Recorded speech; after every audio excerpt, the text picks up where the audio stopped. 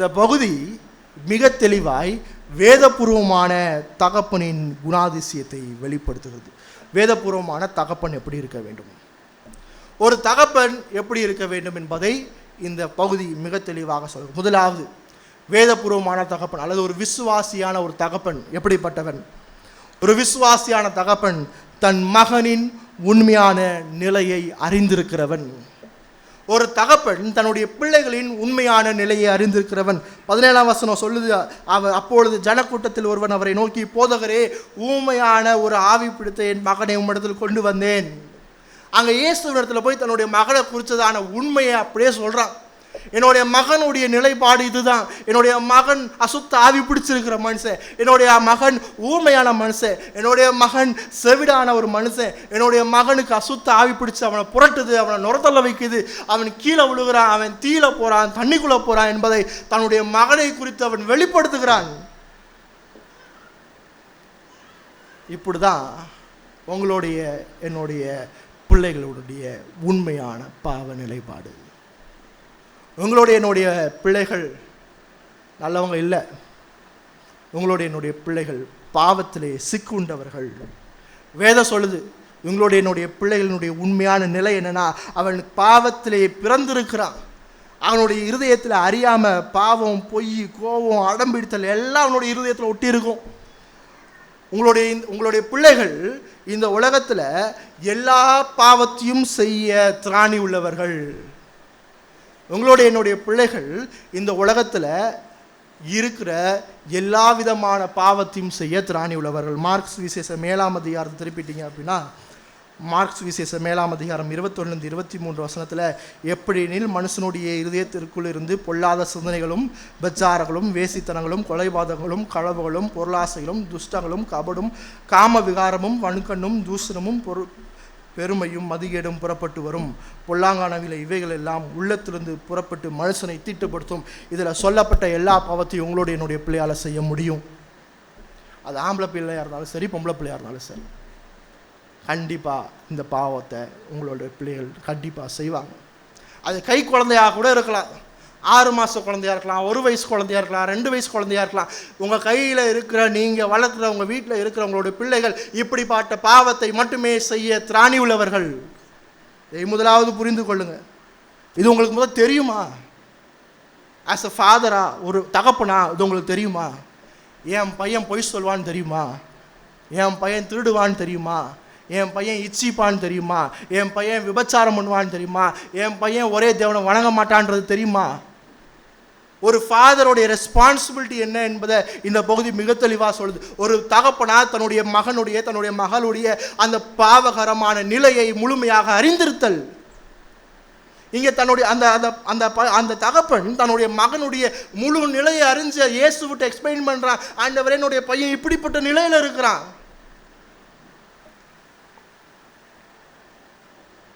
இன்றைக்கி நிறைய நேரத்தில் என்ன பிரச்சனைனா, ஆஸ் அ ஃபாதரா, ஒரு தகப்பனா, இல்லை பெற்றோர்களா, என் பையன் நல்லவன், என் பொண்ணு நல்ல பொண்ணு, இதெல்லாம் செய்ய மாட்டாங்க என்ற ஒரு சிந்தனையிலேயே நாம் வாழ்ந்து கொண்டிருக்கிறோம். அது வேதபூர்வமான சிந்தனை அல்ல. என் பையன் பொய் சொல்ல மாட்டான், என் பொண்ணு பொய் சொல்ல, இப்படிலாம் நாங்கள் ஒன்றும் அவனை வளர்க்கலை, இப்படிலாம் அவன் செய்ய மாட்டான் அப்படின்ற ஒரு அதீதமான ஒரு நம்பிக்கை பெற்றோர்களுக்குள்ளே இருக்குது. வேதம் சொல்லுது, தெளிவாக சொல்லுது, உங்களுடைய பிள்ளைகளால் எப்படிப்பட்ட பாவத்தையும் செய்ய முடியும். அதான் வேதம் தொடர்ச்சியாக சொல்லுது. மனிதனின் முழுமையான வீழ்ச்சி, கையில் இருக்கிற குழந்தை டோட்டல் டிப்ரவட்டி, முழுமையான வீழ்ச்சியில் பிறந்திருக்கிற குழந்தை. உங்கள் கையில் இருக்கிற குழந்தை அது அடம் பிடிக்கும். சொல்லி கொடுத்தோமா அடம் பிடிக்க இல்லை, அது தானாகவே வரும். பொய் சொல்லும், ஏமாத்தும், எல்லா விதமான பாவத்தையும் அந்த பிள்ளை செய்யும். அந்த பாவம் தேவனுக்கு விரோதமானது என்பதை தெரிந்து கொள்ளுங்கள் பெற்றோர்களே.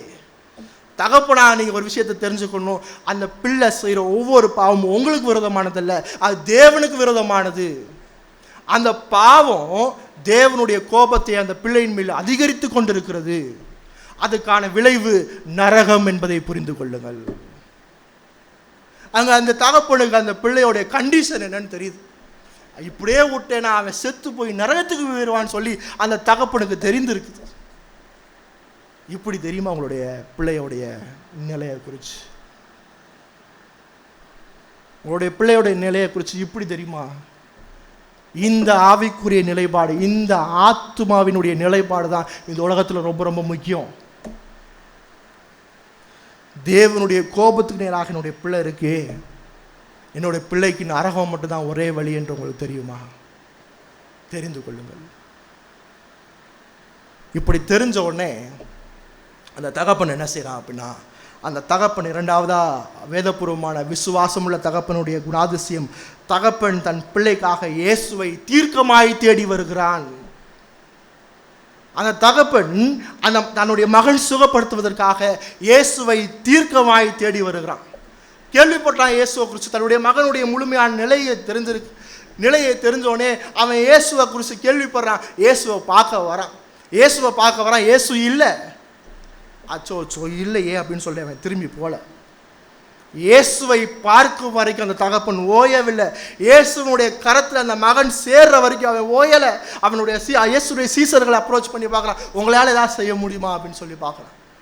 இயேசுகிட்ட போய் நிற்கிறான். இயேசுகிட்ட போய் நிற்கும் போது அவனை பற்றி சொல்கிறார், எல்லாத்தையும் சொல்கிறான் அந்த தகப்பன். இவன் இப்படி சின்ன வயசுலேருந்து இப்படி இருக்கிறான், இது இப்படிலாம் பண்ணியிருக்கு, தண்ணிக்குள்ளே தள்ளி விட்டுருக்கு, தீயில தள்ளி விட்டுருக்கு, இவன் இப்படியே நிறைய தடவை செத்து போயிட்டான்னு கூட நாங்கள் நினச்சிருக்கிறோம், இப்படிப்பட்ட கொடூரமான நிலையில் இருக்கிறான், ஆண்டவரே எங்களை காப்பாற்றுங்க அப்படின்னு சொல்கிறான். இயேசுவினிடத்தில் அந்த மகனை போய் சேர்க்கிற வரைக்கும் ஓயவில்லை. இன்று பெற்றோர்களே, பிள்ளைக்கு இயேசு முக்கியமாகும் வரைக்கும் பெற்றோர்களை ஓய்ந்து விடாதீர்கள். உங்கள் பிள்ளைக்கு இயேசு முக்கியமாகிற வரைக்கும் ஃபாதரும் மதரும் தாயும் தகப்பனும் ஓஞ்சிடாதீங்க. விசேஷமாக இந்த இடத்துல பர்டிகுலராக இதோட ரெஸ்பான்சிபிலிட்டி யாருக்கு சொல்லியிருக்குன்னா ஃபாதர்னு சொல்லி, தகப்பனே அப்படின்னு சொல்லுது. அந்த தகப்பன் தான் தீர்க்கமாய் தேடுகிறான். ஃபாதர் என்ன செய்யுங்க அப்படின்னா, நீங்கள் ஒரு ஃபாதராக ஒரு தகப்பனா அந்த பிள்ளைக்கு, உங்களுடைய மகனுக்கோ மகளுக்கோ இயேசு தான் என்னுடைய வாழ்க்கையினுடைய முக்கியம், இயேசு இல்லாமல் என்னுடைய வாழ்க்கை இல்லைன்னு அந்த மகனுடைய வாழ்க்கையில் காமிக்கிற வரைக்கும் அந்த மகன் எவ்வளோ பெரிய மகனாக இருந்தாலும், அந்த பிள்ளை எவ்வளோ பெரிய பிள்ளையாக இருந்தாலும் ஓய்ந்து விடாதீர்கள். நம்மளுடைய கலாச்சாரம் வளர்ந்துட்டான், இனிமேல் அவனே பார்த்துக்கொள்வான். அது தகப்பன் தன்னுடைய பொறுப்பிலிருந்து தன்னை விடுவித்துக் கொள்கிறான். இனிமேட்டு அவனே சிந்திச்சு அவனே வாழ்ந்துக்குவான். இல்லவே இல்லை. இந்த இடத்துல சொல்லப்பட்ட அந்த மகன் ஒரு டீனேஜ் பருவத்தில் இருக்கிறான். இனிமேட்டு அவனே போய் தேடிக்கிட்டோம் அப்படின்னு சொல்லி தகப்பன் விட்டானா? குழந்தையா இருக்கும்போது தூக்கிட்டு போனோம், பரவாயில்ல, இப்போ அவனால் நடக்க முடியுது, சில நேரத்தில் நல்லா இருக்கிறான், அவனே அவனுடைய நிலையை உணர்ந்து அவனே இயேசுகிட்ட போய்கிட்டோன்னு சொல்லி விட்டானா? இல்லை. கையை பிடிச்சி இழுத்து இயேசுகிட்ட கொண்டு போய் நிப்பாட்டினான். கையை பிடிச்சி இழுத்து இயேசுடைய சமூகத்தில் போய் அவனை நிப்பாட்டினான். தகப்பன் தன் மகன் சுகம் பெறும் வரைக்கும் இயேசுவை விட்டு அவன் நீங்கவே இல்லை. அந்த தகப்பன் தன்னுடைய மகன் சுகம் பெற வரைக்கும் அதான் லூக்கா 9:42 பார்க்கும்போது இயேசு அந்த மகனை தன்னுடைய தகப்பன் இடத்துல ஒப்பு கொடுத்தார். இந்தா உன் பிள்ளைன்னு சொல்லி, இந்தா உன் மகன் சொல்லி, அது வரைக்கும் அவன் அங்கேயே தான் நிற்கிறான், இயேசுனுடைய சமூகத்திலே தான் நிற்கிறான். இப்படி தகப்பன் உங்களுடைய பிள்ளைகளுக்காக தீர்க்கமாய் இயேசுவை தேடுறீங்களா? அங்கே சொல்கிறார், அவனை இந்த இடத்துல கூட்டு வாங்கன்னு சொல்கிறார். எல்லாமே பெரிய பையன் ஆகிட்டாங்க, அவனால் சிந்திக்க முடியும், எல்லா வேலையும் அவன் சரியாக பார்க்குறான்ல, உலகத்தில் இருக்க எல்லா காரியத்தையும் அவன் சுயமாக சிந்திக்கிறான்ல, நல்ல ஒரு பெரிய வேலையில் இருக்கிறான், அவன் கல்யாணம் ஆகிடுச்சு, பிள்ளை பிறந்துருச்சு, அவனா வாழ்ந்துக்கிறாங்க, அவங்களுக்கு எதுக்கு நம்ம போய் ஆவிக்குரிய வாழ்க்கையை குறித்து பேசணும்? ஏலின் இடத்துல தேவன் அவருடைய குமாரர்களை பற்றி கேட்டார். குமாரருடைய நிலைப்பாடு என்னன்னு தெரியுமான்னு கேட்டார். ஒரு தகப்பனாக இருந்தீங்கன்னா, ஒரு பெற்றோராக இருந்தீங்கன்னா, உங்களுடைய பிள்ளைகள் மீது அவர்கள் ரட்சிக்கப்படும் வரைக்கும் அவங்களுடைய ஆவிக்குரிய, அவங்களுடைய ஆத்மா மீது கன்சர்னாக இருக்க வேண்டியது உங்களுடைய பொறுப்பு. அவன் சர்ச்சுக்கு வரல அப்படின்னா அது ஆஸ் அ பேரண்ட் அவங்களுடைய பொறுப்பு. நீங்கள் தவறிட்டீங்க, அவன் வேதம் வாசிக்கலைன்னா ஆஸ் அ பேரண்ட் அவங்களுடைய பொறுப்பு. அவனுக்கு இயேசுவை பற்றி சிந்தனை இல்லைன்னா ஆஸ் அ பேரண்ட் அது உங்களோட ரெஸ்பான்சிபிலிட்டி. அவன் கர்த்தருடைய காரியங்களுக்கு முக்கியத்துவம் கொடுக்கலன்னா ஆஸ் அ பேரண்டாக அது உங்களுடைய ரெஸ்பான்சிபிலிட்டியை நீங்கள் தவறி கொண்டு இருக்கிறீர்கள் என்பதை உணர்ந்து கொள்ளுங்கள். ஏன்னா இயேசு சொல்கிறார் மிக தெளிவாக மார்க் 10 திருப்பி உங்கள் அடுத்த பக்கத்தில் மார்க் 10, 14, 15 வசனத்தில், சிறு பிள்ளைகளை இடத்துல வருகிறதுக்கு இடம் கொடுங்கள், அவரை தடைப்படாதிருங்கள் என்று சொல்கிறார். சிறு பிள்ளைகளை என் இடத்துல கொண்டு வாங்க, அவர் அழைக்கிறார். அதான் நம்ம இந்த இடத்துல மார்க் 9, 19 பார்க்குறோம். அவங்களை என் இடத்துல கொண்டு வாருங்கள் என்று சொல்கிறார். உங்களுடைய மகனை, உங்களுடைய மகளை இயேசுவினிடத்தில் கொண்டு வருவது பெற்றோரா, தகப்பன், தாயுடைய கடமை. அதிலும் பிரதானமாக இந்த கடமை தகப்பனுடைய கடமை. அநேக நேரத்தில் தகப்பன் தன்னுடைய ரெஸ்பான்சிபிலிட்டி எடுத்து தாயின் இடத்துல கொடுத்துருவோம். அம்மா நீ இவனுக்கு பைபிள் சொல்லிக் கொடு, அம்மா இவனுக்கு நீ வசனம் சொல்லிக் கொடு. இல்லை, வேதம் சொல்கிறது தகப்பன்ட்ட. ஏன்னா படைப்பின் மணிமகுடம் அங்கே தேவன் ஆணை நியமித்து ஆண்ட தான் தேவனுடைய கட்டளைகளை சொல்கிறார். அந்த கணவன் தன்னுடைய மனைவிட்ட தேவனுடைய கட்டளைகளை சொல்கிறான். அதே போல் அந்த கணவன் தான் தன்னுடைய பிள்ளைகள் இடத்துல காயின் ஆபேல்கிட்ட தேவனை எப்படி ஆராதிக்க வேண்டும், தொழுது கொள்ள வேண்டும் என்று கற்றுக் கொடுத்தான். ஏவாள் சொல்லித்தரல. ஃபங்க்ஷனல் ரெஸ்பான்சிபிலிட்டி, பொறுப்புகளை முன்னெடுத்து செய்யும் அந்த பொறுப்பு தகப்பன் கணவன்கிட்ட இருக்கு. அவங்க தான் குடும்ப தலைவர்கள்.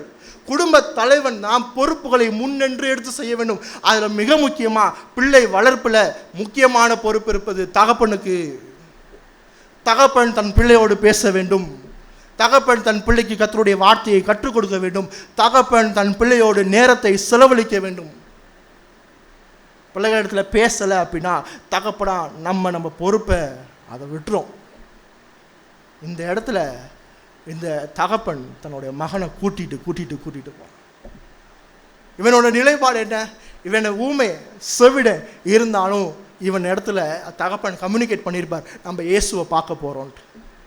ஒருவேளை முரண் எடுத்துருக்கலாம், முடியாதுன்னு சொல்லியிருக்கலாம், வேறு சிந்தனை இருந்திருக்கலாம், ரஃபாக இவன்கிட்ட பிஹேவ் பண்ணியிருக்கலாம். சரி கொஞ்சம் சாந்தமாக அப்புறமேட்டு பார்த்துக்கலாம்னு சொல்லி விடலை. அந்த சிறு மகன் எப்படி பிஹேவ் பண்ணியிருந்தாலும் அவனை இயேசுவின் இடத்துல கொண்டு வந்து நிப்பாட்டினான். ஏன் இதை நம்ம சொல்கிறோம் அப்படின்னா, அவன் கூட்டத்திலேருந்து தனியாக போய் உட்காந்துருக்கிறான். அவனை கூட்டிகிட்டு உக்காந்துருக்கான். அப்போ அவனுடைய மென்டாலிட்டி எப்படி இருந்திருக்கும்? ஒரு உருன்னு உட்காந்துருப்பான், ரஃபாக உட்காந்துருப்பான், ரூடாக இருந்திருக்கும், போய் பார்த்து பேச பயமாக இருந்திருக்கும். ஐயோ ஏதாச்சும் பேசினா திட்டிடுவானா, அடிச்சிருவானான்ற ஒரு பயம் இருந்திருக்கும், கேட்பானான்ற ஒரு பயம் இருந்திருக்கும். இதையும் தாண்டி அவன் இங்கே கொண்டு வந்துட்டான். இங்கே கொண்டு வந்தோடனே அவனை போய் இயேசுவின் இடத்துல போய் அவன் அழைத்து வந்தான். உங்களுடைய மகன் அல்லது உங்களுடைய மகள் என்னுடைய கட்டுப்பாட்டில் இல்லை அப்படின்னு சொல்லி நினைக்காதீங்க. நான் சொன்னால் கேட்க மாட்டாங்கன்னு சொல்லி நினைக்காதீங்க. நீங்கள் சொன்னால் கேட்கணும், அப்படி தான் வளர்க்கணும். அவனை இயேசுவின் இடத்துல கொண்டு வரணும். ஒரு ஃபாதரா இதை நீங்கள் செய்கிறீங்களா? நான் என்ன விசுவாசின்னு சொல்லிக்கிறேன், ஆனால் நான் என்னுடைய மகளை இயேசுவின் இடத்துல கொண்டு வரேனா? நான் என்ன விசுவாசின்னு சொல்கிறேன், என்னுடைய மகன் வளர்ந்துட்டு அவன்கிட்ட நான் பேச முடியலன்ற ஒரு சூழ்நிலை நம்மளுக்கு காணப்படுதே தவிர அவனிடத்துல உட்காந்து பேசி. அதே வேளையில் பிள்ளைகளே, தகப்பன் பேச்சை தட்டாத, தகப்பன் இடத்துல போய் பேசு. தகப்பன் இடத்துல போய் பேசு. ஏன்னா அவர் தான் குடும்ப தலைவனாய் தேவன் நியமித்திருக்கிறார். விசேஷமாக மகன்களே, போய் தகப்பன் இடத்துல பேசுங்கள். தகப்பன் இடத்துல போய் உன்னுடைய காரியத்தை சொல்லு. அதான் வேதம் சொல்லுது. தகப்பனுடைய பேச்சை கேளு. தகப்பனுடைய வேதபூர்வமான ஆலோசனைக்கு செவி கொடு. வேதபூர்வமான கட்டளைகளுக்கு விசேஷமாக தகப்பன் பொறுப்புள்ளவராக இருக்கிறார். அதனால் தாய்மாரில் குறைச்சி மதிப்பில்லை, அவர்களுக்கும் பொறுப்புகள் இருக்குது, அவர்களுக்கும் கற்றுக் கொடுக்க வேண்டிய பொறுப்புகள் இருக்குது. நீதிமொழிகள் நம்ம பார்க்குறோம், உன் தாய் சொல்லை தட்டாதே, அவளுடைய போதனைக்கு செவி கொடு என்று சொல்லுது. ரெண்டு பேரும் ஈக்குவல். ஆனால் விசேஷமாக இந்த பகுதியிலிருந்து பார்க்கும்போது அங்கே நடந்த நிகழ்வு, அந்த தகப்பன் அந்த ரெஸ்பான்சிபிலிட்டியை முன்னெடுத்து செய்கிறான் என்று பார்ப்போம். கடைசியாக ஒரு தகப்பனுடைய குணாதிசயத்தை பார்க்கும்போது, இப்படி ஒரு தகப்பன் தன்னுடைய மகனுக்காக, தன்னுடைய மகனுடைய சுகத்திற்காக இயேசுவை நெருங்கும் போது தேவன் தகப்பனுடைய பாவத்தையும் சுட்டி காட்டுகிறார். தன்னுடைய மகனுடைய சுகத்திற்காக நான் இயேசுவினிடத்தில் நெருங்கும் போது வாழ்க்கையில் இயேசு தகப்பனுடைய பாவத்தையும் சுட்டி காட்டுறாங்க. அங்கே பாருங்க, 21ஆம் வசனத்தில் 20ஆம் வசனத்தில், நீர் எதாயிலும் செய்ய முடிஞ்சா செய்யுங்கன்னு சொல்லி இயேசு இடத்துல கேட்குறான். தம்பி ஒன்றும் போது விசுவாசமே இல்லைன்னு சொல்லி அவருடைய பாவத்தை சுட்டி காட்டுறார்.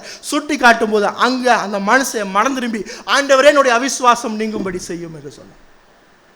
நான் என்னுடைய மகனுக்காக, என்னுடைய மகளுக்காக நான் தேவனுடைய சமூகத்தில் போய் நிற்கும் போது அங்கே ஒரு விஷயம் நிச்சயமாக காணப்படும். தேவன் உங்களுடைய பாவத்தை சுட்டி காட்டுவார். ஐயோ நான் என்னையை பற்றிலாம் பேச வரல, நான் என் பிள்ளையை பற்றி தான் பேச வந்தேன், அவன்கிட்ட போட்டு டீல் பண்ணுங்க நீங்கள் சொல்லலை. ஆண்டவரே நான் சுகம் கொடுக்க வேண்டியது அவனுக்கு தான், எனக்கு இல்லை, நான் சொல்லலை. நான் இயேசுவின் இடத்துல நெருங்கி சேர சேர சேர இயேசுவின் இடத்துல என்னுடைய மகனுடைய சுகத்துக்காக போக போக போக இயேசு என்னுடைய வாழ்க்கையில் வல்லமையாய் செயல்படுகிறார். அப்போ குடும்பம் என்ன செய்யுது அப்படின்னு பார்த்தீங்க அப்படின்னா, அந்த குடும்ப கட்டமைப்பு என்னை கணவனாக, மனைவியாக, தாயாக, தகப்பனாக, பிள்ளையாக என்னை இயேசுவிடத்தில் கொண்டு சேர்க்கும்போது, என்னுடைய பாவங்கள் வெளிப்படும் போது மனம் திரும்புவதற்கான ஒரு வாய்ப்பு கொடுத்து என்னை பரிசுத்தமாக வாழ செய்கிறது. உங்களுடைய பிள்ளைகளுடைய ரட்சிப்புக்காக நீங்கள் தேவனிடத்தில் சேரும்போது அவர் நிச்சயமாக உங்களுடைய பாவத்தை சுட்டி காட்டுவார். உங்களுடைய இருதயத்தில் இருக்கிற பாவத்தை வெளிப்படையாய் சுட்டி காட்டுவார். இப்படி மனம் திரும்புகிற தகப்பனுக்கும் மனம் திரும்பாத தகப்பனையும் நம்ம எப்படி கண்டுபிடிக்கலாம் அப்படின்னா, அவருடைய பிள்ளைகளுடைய வாழ்க்கையிலிருந்து கண்டுபிடிக்கலாம். மனம் திரும்பாத தகப்பனுடைய பிள்ளைகள் அந்த கர்த்தருடைய வார்த்தையை கேட்காது, அது அடம் பண்ணும், அது செவி கொடுக்காது, கீழ்ப்படியும். மனம் திரும்புகிற தகப்பனுடைய பிள்ளைகள் ஓரளவுக்காச்சும் லிசன் பண்ணும், ஓரளவுக்காச்சும் இது கர்த்தருடைய வார்த்தையேன்னு பார்க்கும். ஏன்னா அந்த பிள்ளை தன்னுடைய தகப்பனுடைய வாழ்க்கையை பார்க்குது. மனம் திரும்புகிற தகப்பனுடைய வாழ்க்கையை பார்க்கும்போது, மனம் திரும்புகிற தகப்பன் தன்னுடைய வாழ்க்கையில் தன்னுடைய வீட்டில் அந்த க்ளோஸ்டு சர்க்கிளாக இருக்கும்போது தன்னுடைய பாவத்தை இருந்து மனம் திரும்புகிற அந்த வாழ்க்கையை அவன் பார்ப்பான், பரிசுத்தமாகிற வாழ்கிற வாழ்க்கையை அவன் பார்ப்பான். மனம் திரும்பாத பட்சத்தில் இருக்கும்போது ரெட்டை வாழ்க்கையை பார்ப்பான். சபையில் ஒரு மாதிரி, வீட்டில் ஒரு மாதிரி, வேலை ஸ்தலத்தில் ஒரு மாதிரி, சமூகத்தில் ஒரு மாதிரி அந்த வாழ்க்கையை கூடந்து பார்த்துட்டு அவனே அப்படி இருக்கிறான், நான் ஏன் அப்படி இருக்கணுன்ற அந்த சிந்தனை பிள்ளையினுடைய மனசுக்குள்ளே போயிடும். பிள்ளைகளுடைய வாழ்க்கையின் மூலமாக என்னுடைய தகப்பன் எப்படிப்பட்டவன் என்பதை நாம் புரிந்து கொள்ளலாம். தகப்பனா தாயா இருப்பது சுலபமான காரியமாக கிடையாது. தினம் தினம் பரிசுத்தமாக வாழுகிற வாழ்க்கை அவசியம் வீட்டுக்குள்ள. ஏன்னா என்னுடைய மகள், என்னுடைய மகன் என்னை கூர்ந்து கவனித்து கொண்டே இருப்பான். நீங்கள் செய்கிற எல்லா பாவமும் யாருக்குமே தெரியாமல் தான் செய்கிறோன்னு நினச்சாலும் உங்களுடைய பிள்ளைக்கு நீங்கள் செய்கிற எல்லா பாவமும் அக்கு வேற ஆணி வேற தெரியும், தெரியாமலாம் இருக்காது. நிச்சயமாக தெரியும். உங்களுடைய ஆவிக்குரிய வாழ்க்கையினுடைய நிலைப்பாடு என்னன்னு தெரியும். திருச்சபைக்கு நம்ம எப்படி வரோம் என்பதை உங்களுடைய பிள்ளை உங்கள் கூட இருந்தே பார்க்குது. திருச்சபையில் உங்களுடைய செயல்பாடு என்ன என்பதை உங்களுடைய பிள்ளை உங்கள் கூட இருந்து பார்க்குது. தினந்தோறும் வீட்டில் வேதம் வாசிக்கிறீங்களா, ஜெபிக்கிறீங்களா, குடும்ப ஜெபம் பண்ணுறீங்களா என்பதை உங்கள் பிள்ளை உங்களை வாட்ச் பண்ணிக்கிட்டே இருக்கு. உங்கள் பிள்ளைக்கு முன்னாடி மாதிரியான வாழ்க்கையை வாழலைன்னா ஒருபோதும் உங்களுடைய பிள்ளைய நீங்கள் காப்பாற்றவே முடியாது. உங்கள் வீட்டில் நீங்கள் மாதிரியான வாழ்க்கையை வாழலை அப்படின்னா, நீங்கள் ஆராதனைக்கு முக்கியத்துவம் கொடுக்காம இருந்தீங்க அப்படின்னா நீங்கள் உங்கள் பிள்ளையை கெடுக்குறீங்க. வேத வாசிக்காமல் இருந்தீங்கன்னா நீங்கள் உங்கள் பிள்ளையை கெடுக்குறீங்க. ஆராதனையில் ஒழுங்காக உட்காராமல் விளாண்டுக்கிட்டே இருந்தீங்கன்னா நீங்கள் உங்கள் பிள்ளைய கெடுக்குறீங்க. ஆராதனைக்கு நேரத்துக்கு வரல, ஆராதனையில் உங்களுடைய பங்களிப்பு இல்லை, வீட்டில் வேத வாசிக்கலை, ஜெபிக்கலை, தினந்தியானம் பண்ணல, குடும்ப ஜெபம் பண்ணல, குடும்பத்தை சரியான வேதபூர்வமான வழியில் நடத்தலை அப்படின்னா you are spoiling your children. அதுக்கப்புறம் நம்ம எவ்வளோ தான் பேசினாலும் அது கேட்காது. ஏன்னா தகப்பனுக்கு இருக்கிற ரெஸ்பான்சிபிலிட்டி என்னன்னா, சங்கீதம் 127 எடுத்துக்கோங்க. சங்கீதம் 127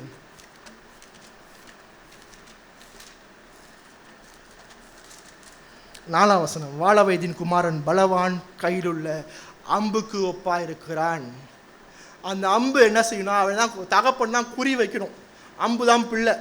அப்போ ஃபாதர் ஒரு சரியான முன்மாதிரியை செட் பண்ணி அவனுக்கு சரியான கோலை செட் பண்ணி கொடுப்பது அந்த தகப்பனுடைய பொறுப்பு. அந்த அம்பு சரியான இடத்துல போய் அது குத்தணும் அப்படின்னா தகப்பன் சரியாக எய்ம் பண்ணணும். அவன் சரியாக எய்ம் பண்ணாமல் வளர்த்தானா அந்த அம்பு எங்கேயோ போயிடும்.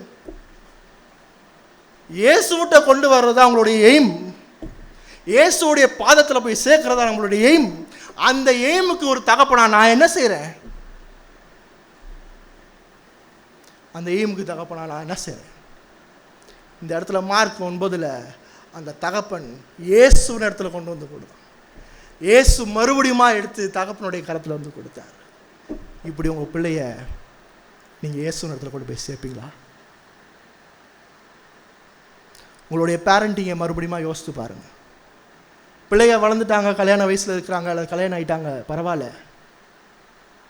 Still you are the father and mother. இப்பயும் நீங்கள் உங்களுடைய பொறுப்பு உங்கள் மேலே தான் இருக்குது. இப்பயும் நீங்கள் ஒரு ஃபாதராக ஒரு மதராக உங்களோட ரெஸ்பான்சிபிலிட்டியை செஞ்சு தான் ஆகணும். இல்லை நான் கை கழுவிட்டேன், தலை முழுகிட்டேன், இனிமேட்டு அவன் எக்கெடு கட்டு போனாலும் எனக்கு பிரச்சனை இல்லை, அப்புறம் நம்ம விசுவாச வாழ்க்கையை நம்ம பரிசோதித்து பார்க்கணும். இன்னைக்கு தேவன் உங்களிடத்துல என்னிடத்துல பேசுகிற காரியம், நான் முதலாவது எப்படிப்பட்ட தகப்பனா எப்படிப்பட்ட தாயாக இருக்கிறேன் என்பதை யோசிச்சுப்பேன். அதே வேளை பிள்ளைகளே, உங்கள் தாய் தகப்பனிடத்திலிருந்து எல்லாத்தையும் கற்றுக்கொள்ளணும்னு சொல்லி ஆசைப்படாதீங்க. இயேசுவினிடத்திலிருந்து எல்லாவற்றையும் கற்றுக்கொள்ள வேண்டும் என்று ஆசைப்படுங்கள். ஏன்னா மனுஷனும் தாய் தகப்பனும் பாவத்தில் வீழ்ந்து போயிருக்கிற மனிதர்கள் தான். அவங்களால பாவம் செய்ய முடியும், பாவத்தில் வீழ்ந்து போவாங்க தான். அவங்களுடைய பாவத்தை பார்த்து அந்த பாவத்தை நீங்கள் கற்றுக்கொள்ளாதீங்க. ஆண்டவர் இயேசுவே எனக்கு கற்றுக்கொள்ளுங்கன்னு சொல்லி இயேசுனுடைய காலை பிடிச்சிக்கோங்க. என்னுடைய ரோல் மாடல் என்னுடைய ஃபாதர் மதர் கிடையாது, என்னுடைய ரோல் மாடல் இயேசு. பிள்ளைகளையும் இந்த முக தெளிவாக ஸ்ட்ராங்காக அவங்களுடைய மண்டைக்குள்ளே ஏற்றிக்கோங்க. என்னுடைய தகப்பன் வீழ்ந்து போகக்கூடியவன், என்னுடைய தாய் வீழ்ந்து போகக்கூடியவள். அவங்களுடைய வாழ்க்கையில் பாவம் காணப்படும், அவங்களுடைய வாழ்க்கையில் ஒரு சில சோர்வுகள் காணப்படும். ஐயோ அவன் சோர்ந்து போயிட்டான், தாய் தகப்பன் சோர்ந்து போயிட்டான், இனிமேட்டு எனக்கு எதுக்கு இயேசுன்னு சொல்லிட்டு விட்டுட்டு ஓடிடாத. உனக்கு இயேசு இருக்கிறார் என்பது காண்பிக்கப்படுகிறது. ஆஸ் எ இண்டிவிஜுவலாக உனக்கு இயேசு காண்பிக்கப்பட்டிருக்கிறார். திருச்சபையில் போதவர்கள் ஆவிக்குரிய தகப்பன்களாக தொடர்ச்சியாக உங்களுக்கு இயேசுவை காண்பிப்பார்கள், காண்பித்து கொண்டு தான் இருப்பாங்க. அது எங்களுடைய ரெஸ்பான்சிபிலிட்டி. பிள்ளைகளை இயேசுவை பார்க்க பாருங்கள். விசுவாசிகளை மனம் திரும்பும். தேவன் வல்லமையாய் நம்மிடத்தில் பேசியிருக்கிறார். ஆண்டவரே எங்களுடைய பாவத்தை மன்னிங்க ஆண்டவரே.